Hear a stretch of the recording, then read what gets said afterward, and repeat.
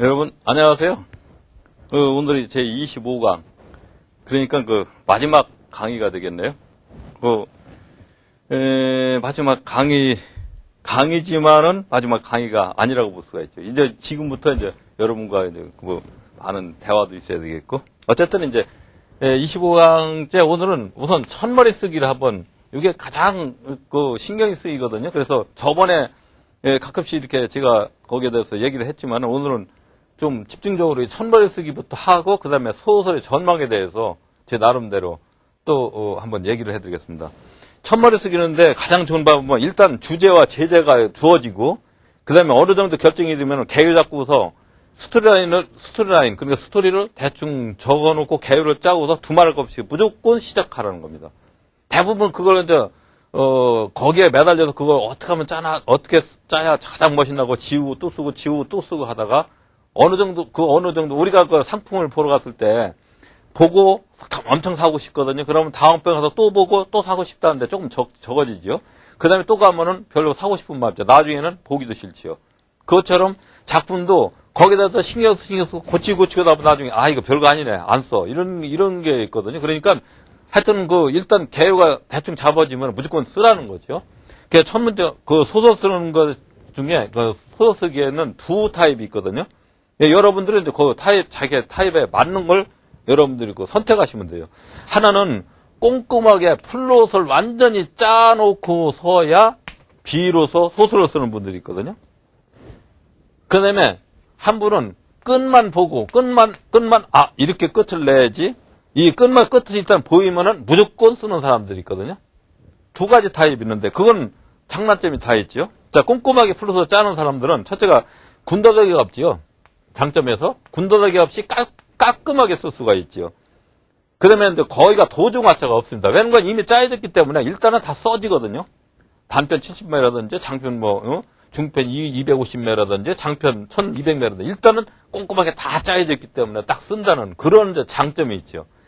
반면에 단점이 있죠.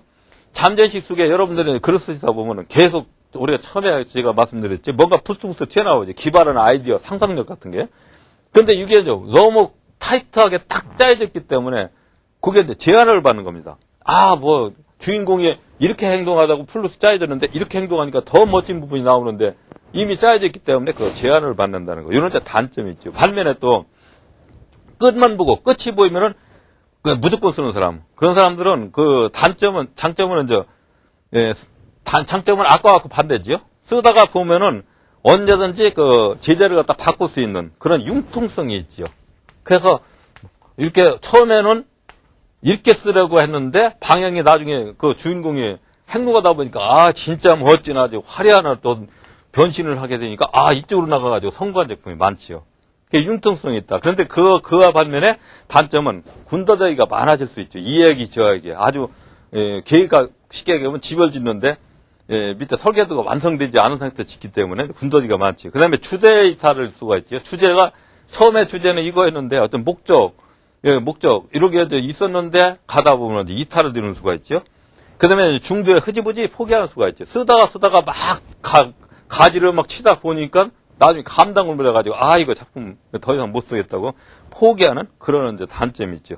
그래서 제가 권고하고 싶은 것은 일단은 끝을 봐야지. 끝을 이렇게 내야지. 끝은 거의 주제거든요. 어떤 결론이니까 귀납적인 어떤 결론이니까 주제라고 봐야죠. 일단 주제 끝을 보면은 첫 장을 우선 쓰고 따져라.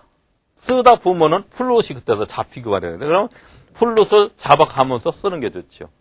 그러니까 어떤 사람은 생각하기 전에 행동 못하고 그다음에 생각하고, 어떤 사람은 생각을 꼼꼼히 하고서 그다음에 행동하는 사람이 있고, 어떤 사람은 행동하면서 생각하는 거. 그렇게 나눠서 영국 사람들은 미리 생각하고서 행동하고, 프랑스 사람들은 행동하면서 생각하고, 독일 사람들은 생각한 후에 생각하고, 이런 이야기였죠. 그런 식으로.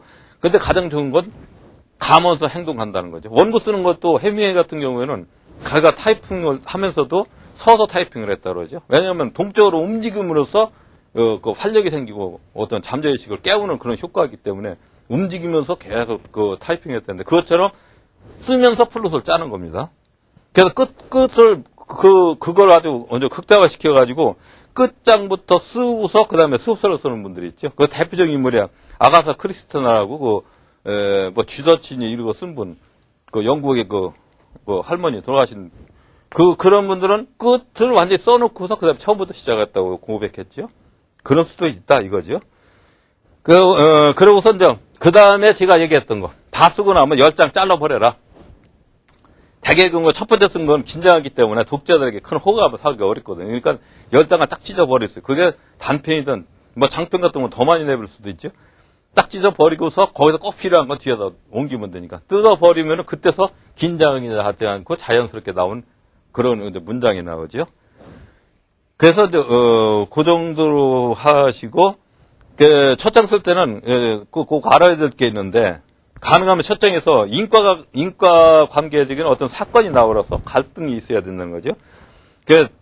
대부분 명작들은, 어떤 그 방법으로든 호기심을 일으킬 수 있는 어떤 조작 같은 게 이렇게 있죠. 그래서 여러분들이 책을 읽을 때는 그 재미로 읽으시지 말고 분석해보면서 읽으시면은, 이건 조작됐다. 요렇게 해서 사람을 갖다 이렇게 안 읽을 수 없게끔 요렇게 꾸미는 거, 요런 건 이제 눈치챌 수가 있죠. 그래서 여러분들은 분석적으로 읽어라.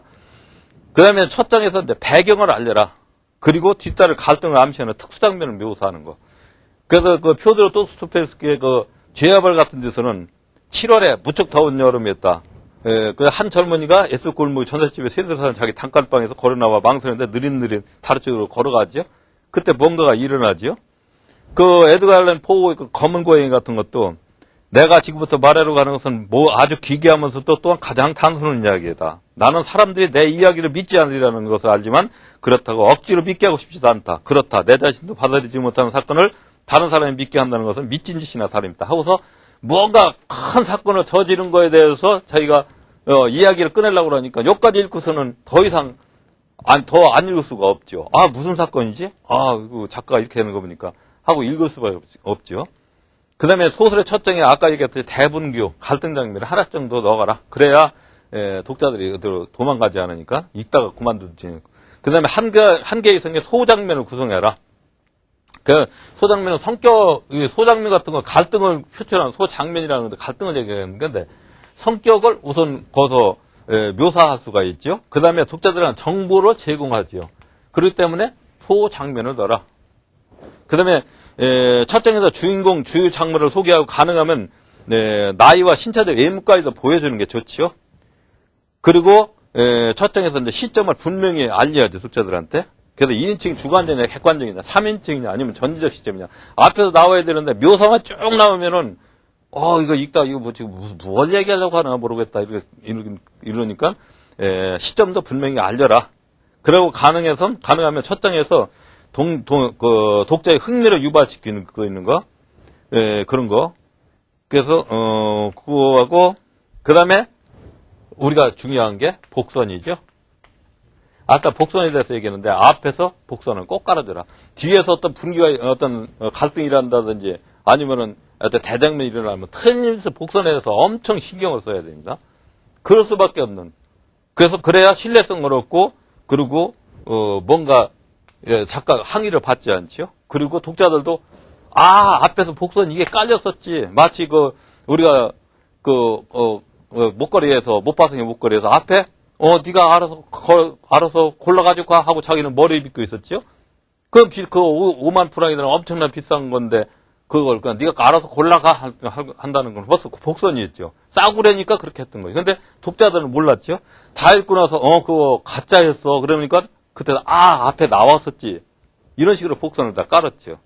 복선을 잘 깔으라. 그 다음에, 한 가지 이건 자주 써먹으면 안 되는데, 주인공을 동정하게 만들어. 독자가 동정하게끔 아주 만드는 것도 하나의 기법이라는 거예요. 그래서 악조건에서 아주 매력적인 주인공이 아주 허덕이는 장면 같은 거 썩 넣어주면은, 만약한 독자가 싸바닥하고 떨어지는 거죠.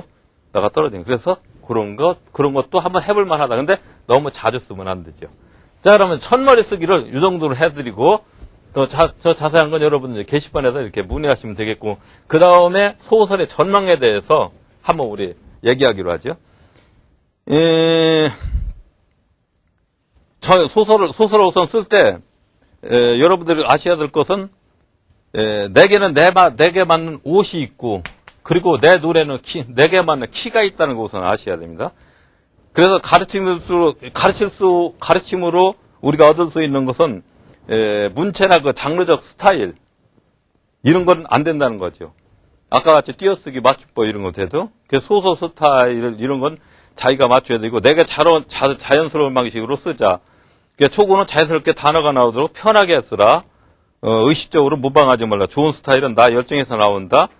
요런 것을 알려드리고, 그 다음에 이제 소설의 전망에 대해서, 일본에서는 개인소득 랭킹 20명 중에 작가가 7명 들어가 있거든요.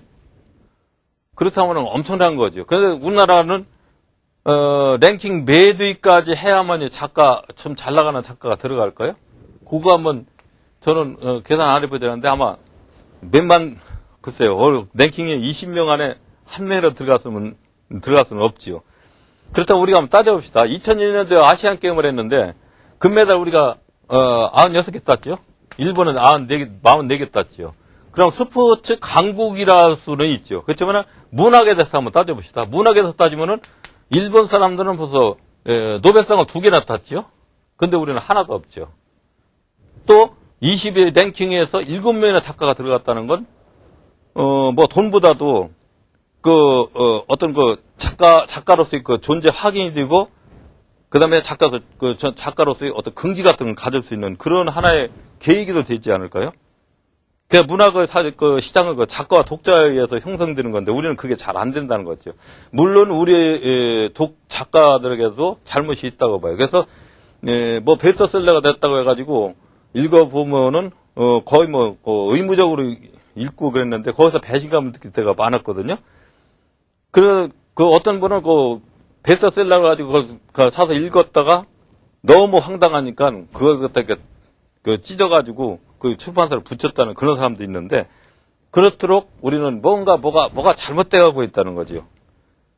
그래서 소설의 전망에 대해서는 여러 가지 얘기가 있는데 그 루카치 같은 분은 고대 서사시가 제1의 서사 양식이라면 소설은 제2 서사 양식이었다. 그런데 현대에서는 제3의 양식에 출연해야 한다. 근데 그게 뭐냐? 답은 안 내렸지요.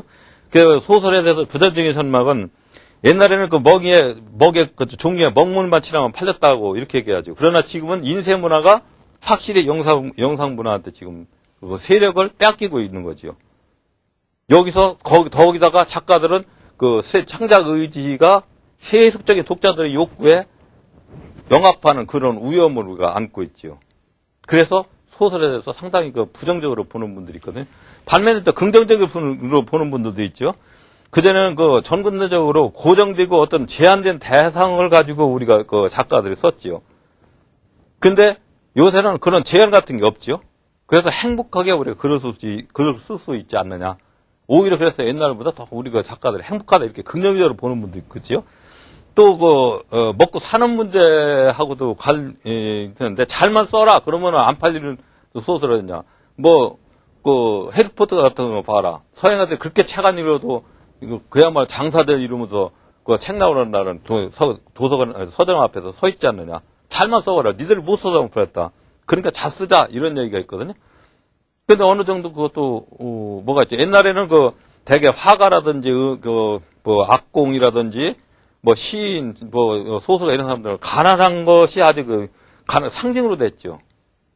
그런데 지금은 붓글씨 저번에 한번 썼는데 한 대에 600만 원씩 붓글씨로 쓴 가격이 나오더라고요. 그런 식으로 작가들도 또 베스트셀러를 내가지고 대단한 돈을 번 분도 있죠. 그렇게 이제 시대는 변했다는 거죠. 그래서 우리가 이제 꼭 부정적으로 보지 말고 긍정적으로 보자. 열심히 쓰자.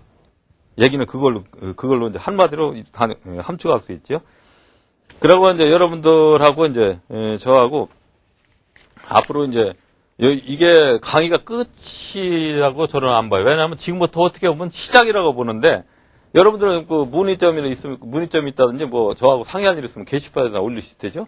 그럼 저는 저대로 또 여러분들에게 거기에 대해서 답변을 해드릴 테고 그리고 적어도 지금 계획은 일주일에 하루 정도는 어떤 채팅하는 시간을 공지해가지고 같이 그날 모여가지고 문학에 대해서 소설에 대해서 여러분들 같이 이렇게 서로 대화도 나누고 이런 어떤 커뮤니케이션을 가지려고 지금 계획하고 있거든요. 그러니까 꼭 끝나는 게 아니라 지금부터 시작이라고 우리 한번 생각해 봅시다. 25강까지 여러분 제 강의 들어주시느라고 정말 수고 많았습니다. 감사합니다. 다음에 뵙겠습니다.